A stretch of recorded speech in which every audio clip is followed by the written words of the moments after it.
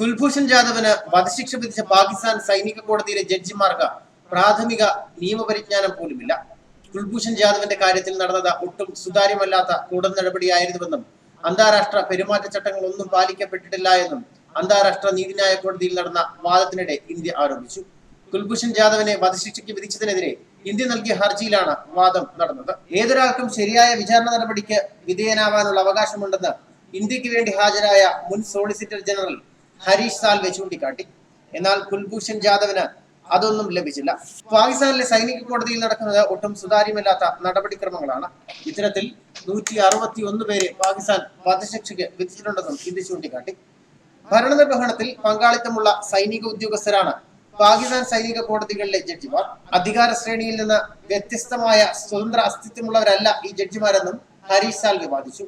ഇത്തരം ജഡ്ജിമാർക്ക് നിയമപരിശീലനമോ നിയമബിരുദമോ പോലുമില്ല. കുൽഭൂഷൺ ജാദവിന്റെ വിചാരണയിൽ അടിസ്ഥാനപരമായ നടപടിക്രമങ്ങൾ പോലും പാലിക്കപ്പെട്ടിട്ടില്ല എന്നും സൈനിക കോടതിയുടെ നടപടിക്രമങ്ങൾ നിയമവിരുദ്ധമായി പ്രഖ്യാപിക്കണമെന്നും സാൽവെ ആവശ്യപ്പെട്ടു. പാകിസ്ഥാൻ തടവിലാക്കിയ ശേഷം കുൽഭൂഷനെ കാണുന്നതിന് ഇന്ത്യൻ ഉദ്യോഗസ്ഥരെ അനുവദിച്ചത് 3 മാസത്തിന് ശേഷമാണ്. പാകിസ്ഥാൻ ആരോപിക്കുന്നത് പോലെ ഒരു വിധത്തിലുള്ള ഉടമ്പടി ലംഘനങ്ങളും ഉണ്ടായിരുന്നില്ല. കുൽഭൂഷനെ അറസ്റ്റ് ചെയ്ത കാര്യം പാകിസ്ഥാൻ ഇന്ത്യയെ അറിയിച്ചിരുന്നില്ല. അദ്ദേഹത്തിനെതിരെ ചുമത്തിയ കുറ്റങ്ങൾ എന്തൊക്കെയാണെന്ന് വ്യക്തമാക്കുകയും ചെയ്തിട്ടില്ല എന്നും ഇന്ത്യ ആരോപിച്ചു. അന്താരാഷ്ട്ര നീതിന്യായ കോടതിയിൽ നടക്കുന്ന 4 ദിവസത്തെ വാദത്തിൽ ആദ്യ 2 ദിവസങ്ങളിൽ ഇന്ത്യയും പാകിസ്ഥാനും വാദങ്ങൾ അവതരിപ്പിക്കാൻ അവസരമുണ്ട്. 3-ാം ദിവസം ഇന്ത്യയും 4-ാം ദിവസം പാകിസ്ഥാനും മറുപടി നൽകും. അന്താരാഷ്ട്ര നീതിന്യായ കോടതിയിൽ വെച്ച ഇന്ത്യൻ നയതന്ത്ര ഉദ്യോഗസ്ഥരോട് സൗഹൃദം പങ്കിടാൻ പാക് പ്രതിനിധികൾ ശ്രമം നടത്തിയപ്പോൾ പാക് പ്രതിനിധികൾക്ക് ഹസ്തദാനം നൽകാൻ ഇന്ത്യൻ ഉദ്യോഗസ്ഥർ തയ്യാറായില്ല. നമസ്തേ പറഞ്ഞ പാക് പ്രതിനിധികളെ ഉദ്യോഗസ്ഥർ ഒഴിവാക്കുകയായിരുന്നു.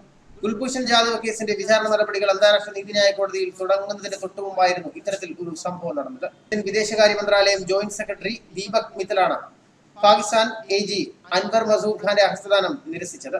വിചാരണ നടപടികൾ തുടങ്ങുന്നതിന് തൊട്ടു മുൻപാണ് ദീപക് മിത്തലിന്റെ അടുത്തേക്ക് അൻവർ മസൂദ് ഖാൻ കൈനീട്ടിയത്. ഇന്ത്യൻ നയതന്ത്ര ഉദ്യോഗസ്ഥർ പാക് പ്രതിനിധികളോട് ഇത്തരത്തിൽ പെരുമാറുന്നത് ഇതാദ്യമായല്ല. മെയ് 2017 പാക് പ്രതികളെ ഇന്ത്യൻ ഉദ്യോഗസ്ഥർ ഇത്തരത്തിൽ അവഗണിച്ചിരുന്നു. ഇതിനിടെ കുൽഭൂഷൺ ജാദവിനെതിരെ പാക് സൈനിക കോടതിയിൽ നടന്ന വിചാരണ നിയമവിരുദ്ധമായി പ്രഖ്യാപിക്കണമെന്ന് അന്താരാഷ്ട്ര നീതിന്യായ കോടതിയിൽ ഇന്ത്യ ആവശ്യമുന്നയിച്ചു. ന്യൂസ് ഡെസ്ക് മലയാളി വാർത്ത.